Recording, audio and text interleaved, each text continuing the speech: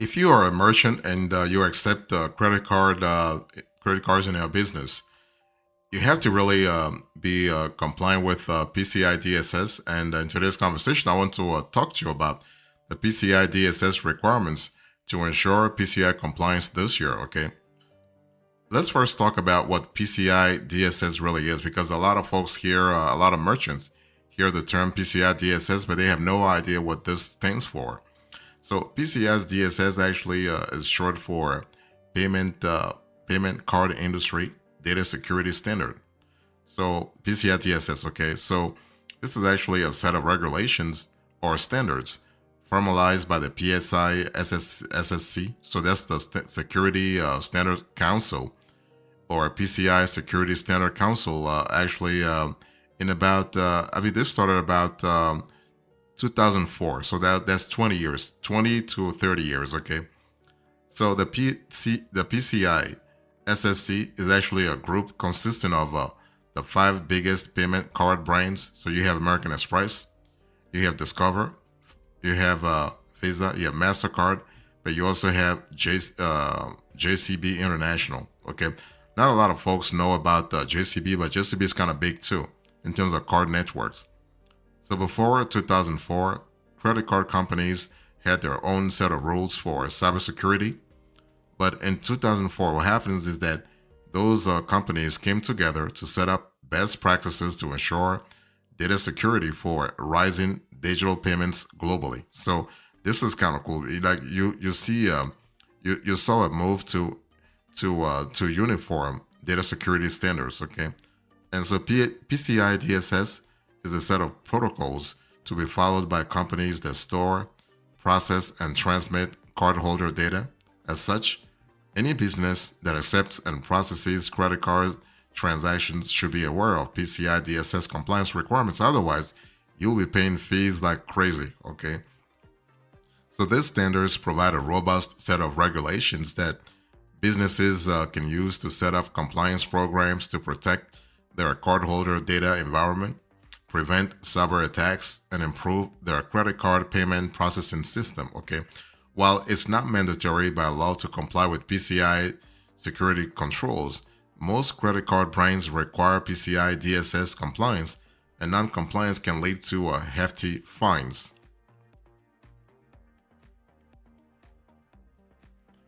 So let me talk to you about the 12 PCI DSS requirements you should know this year, okay?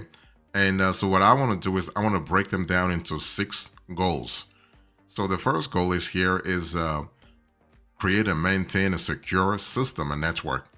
That's the PCI DSS requirements number 1. So avoid using default system passwords and security parameters provided by vendors. You definitely need to avoid that. So most often, companies do not build their tech stack from scratch. They buy, install, and set up software, APIs, etc., right, to create customized IT infrastructure suited to each company's needs. But you got to really move on from the vendor provided password and create your own. So default usernames and passwords provided by vendors are usually very simple and hence can be easily cracked by hackers. So to maintain a secure network, your business must make sure the users of like if you're using those components, you're not using defaults as well. In fact, the PCI DSS requirements states that it is best to disable all default accounts before a system or software is installed in your network.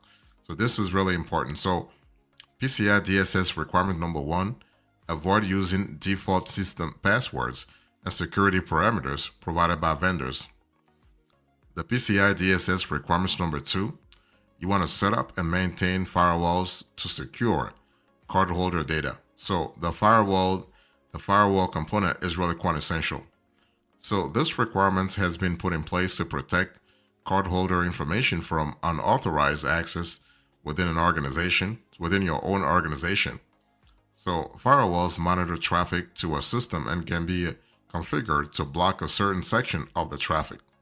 So to comply with PCI DSS, you must set up firewalls in your IT infrastructure over networks to set access so that only those with a right security clearance within your organization can have access to cardholder data.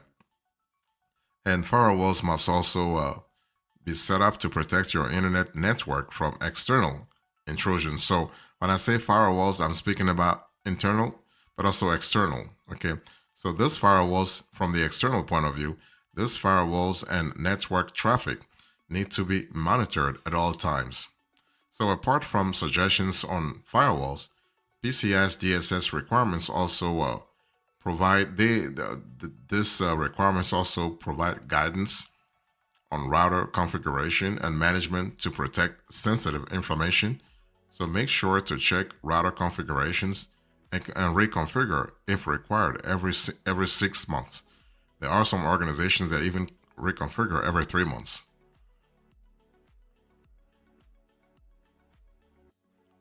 So goal number 2, you want to protect cardholder data. I'm still talking to you about the 12 PCI DSS requirements to ensure PCI compliance, right? So goal number 1, create and maintain a secure system and password parameters.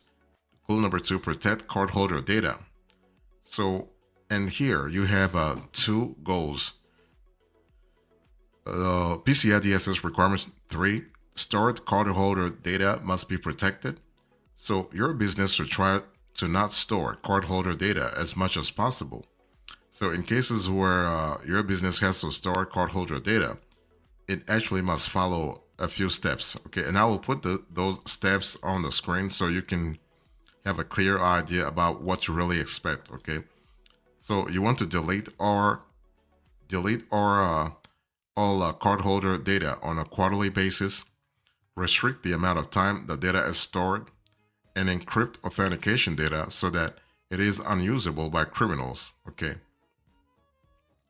So what's the PCI DSS requirement for cardholder data that's transmitted across open and public networks must be encrypted, and I really mean must be encrypted as much as possible. Okay. So not only should you think about protecting sensitive customer information on your internal networks, but also ensure that such data is protected when being transmitted on external networks. Okay. So the best way to protect data as it is being transmitted over a network, especially one that is public and open, is to actually encrypt it. Okay. So when you encrypt it, you have lots of flexibility and but also security. So one of the most common ways that cyber criminals get access to cardholder data is when it is being transmitted. So encryption is a method that renders information useless to criminals when it's being transmitted. So according to PCI DSS, any organization that transmits, stores, or processes cardholder data must actually use encryption or tokenization tools to protect data. And encryptions can be broken, but it takes a lot of time and effort on the criminals and to do so. And it gives your cybersecurity personnel time to protect the data, even in the case of breaches.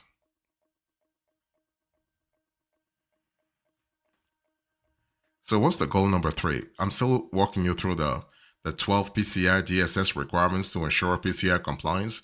So goal number 1, create and maintain secure system and passwords. Number 2, protect cardholder data. Goal number 3, install a vulnerability management program. And in that category, you have PCS DSS requirements number 5. Here you want to update antivirus programs regularly and protect systems from malware. So what happens here is that you are constantly trying to make sure you have a strong foundation tech-wise when it comes to a credit card processing, when it comes to payment processing in general. So all devices in the tech stack and those connected to your networks must have antivirus programs on them. So every day, malicious parties come up with new malware, so your antivirus software needs to be kept updated so your IT infrastructure is immune from as much malicious software as possible, right? You do not want to fall for malware so simply. It has to be very complicated for the criminals to actually get to their goals. So What you want to do, sorry about that. What you want to do is you want to set up processes where you aim to constantly strengthen your entire system against cyber attacks. Vulnerability scans should be conducted at regular intervals. You can do this maybe once a week or at least once a week. Yeah, at least once a week. And if you have the resources, you can even do those vulnerability scans even once a day. You can do it at the beginning of the day or at the end of the day. Okay. And you also want to monitor your networks to identify potential threats. You also have a PCI DSS requirements number 6. Here you want to develop and maintain secure systems and applications. So you got to prioritize security and ensure that security measures are inserted throughout the software development lifecycle. This means what? It means that security needs to be of utmost importance when code is written, and vulnerabilities must be addressed as soon as possible. And you got to have these requirements from the get-go. See, the thing is, it's not just something you do after the fact. You have to do it before the fact. And so this requirements describes the process of creating a risk management system that detects security issues, prioritizes them, installs patches, and recommends appropriate actions. So your organization must also conduct regular training, right? You got to really regularly train your engineers about security and code, so that you can really have the you got to have the right expertise. So goal number 4, when it comes to PCI DSS requirements, implementing strong access control measures. This is also important in terms of solidifying your tech. Okay, so the PCI DSS requirements number 7 here is that cardholder data must be accessed on a need-to-know basis. In other words, simply because you have stored cardholder data doesn't mean that you can really access it whenever you want or whatever you want. No, it has to be on a need-to-know basis. Okay, need to know means what? Need to know basis means only the people that need to know must access the data, but also you only access the data when you need it, when you need to know. Okay, so not just the person accessing the data, but also the frequency of access. So your business must discard as much cardholder information as possible. If sensitive data needs to be stored, then strict access management systems need to be put in place so that only those who need to access the data can do so, right? And also at the right time. That's what I just said, right? Timing is really critical. So your access management protocols should have clear user roles and default access to credit card data. Okay, and access to credit card data in terms of the default way should be actually blocked. This protocol should also be able to deal with changes in access controls when the user's role changes actually or is terminated. So if the user is terminated, you got to really change things also. And also, what's the PCI DSS requirements number 8? You need to identify and authenticate access to system components. And this requirements deals with tracking activities related to cardholder data. As a result, every user that has access to a cardholder or account data must have a unique ID assigned to them. And the cool thing is that this allows their activities to be tracked, to actually be traced back to them, right? And you should also identify good passwords or even assign strong passwords to such users and give them additional multi-factor authentication tools. Of course, their access and credentials need to be checked and corrected periodically, right? Don't just give them access over a year. No, you want to validate their access maybe on a monthly basis. You also have PCI DSS requirements number 9. You want to limit physical access to cardholder data. And basically, credit card data isn't just under threat from online sources. Cardholder information can be easily collected from physical cards as well by criminals.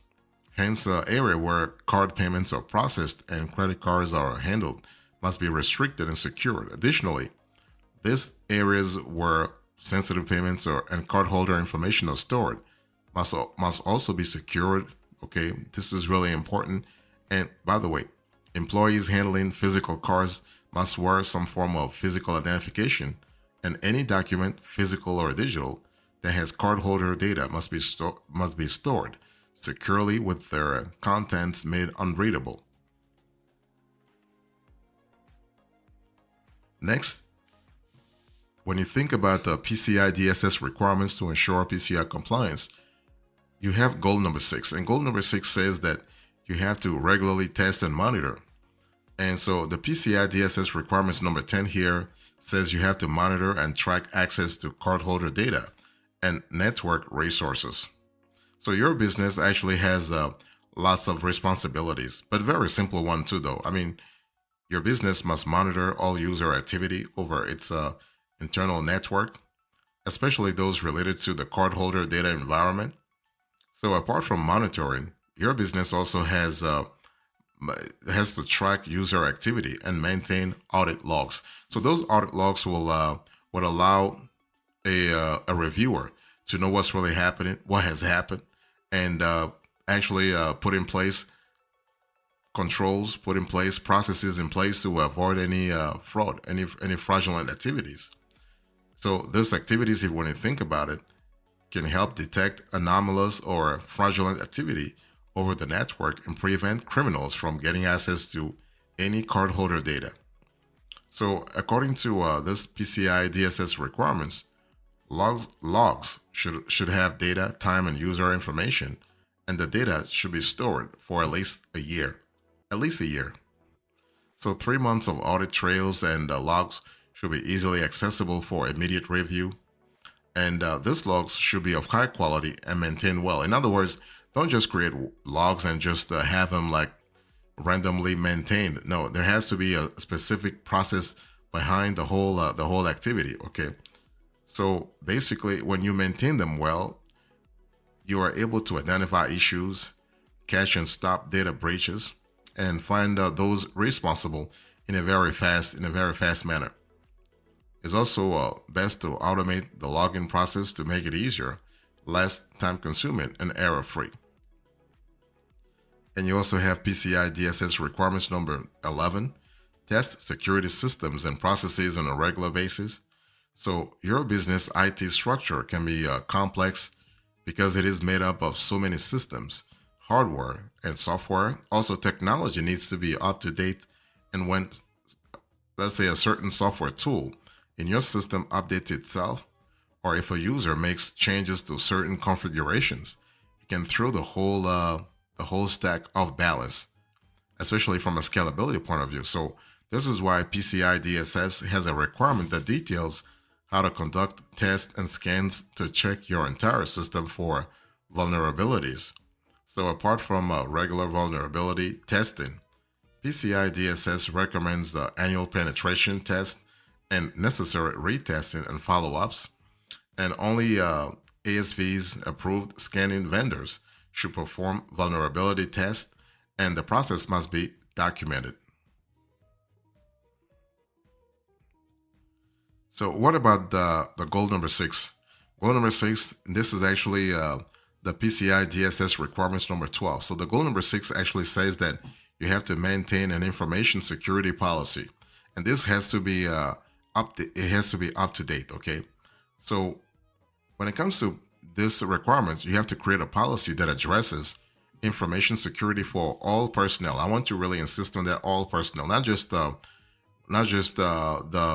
at-risk personnel, but all personnel. So no employee should be left behind when it comes to education on cyber and information security. It's only when everyone is aware of security protocols and knows how to handle suspicious activity that your business will be able to handle all types of threats, right? Because remember, the threats that you're actually facing as a merchant don't come from only one source. They are from multiple sources. So your policy should be well documented, your PCI compliance policy. It should be constantly updated and sent to all employees. PCI DSS requires an annual review of the policy. That way you have a clear idea of what works or what doesn't work. So to minimize internal threats, you should have a strong screening process when hiring. And the strong screening process can really help you detect the level of the quality level that you should really aim for when it comes to your staff. So, final words here, like my final words is that basically constantly fighting attacks and potential cardholder breaches is no joke, right? It takes a lot of time, effort, and money to set up the right systems, train employees, and monitor network traffic to prevent cyber attacks. So it's important that the best way for you to get things done is to be PCI DSS compliant, but also partner with a payment service provider that can not only set up a credit card payment processing environment for you, but can also ensure that you are PCI DSS compliant right off the bat. So, in conclusion, to this conversation, I gave you the 12 PCI DSS requirements to ensure PCI compliance. I explained to you what PCI DSS really is and what the requirements are, those 12 requirements.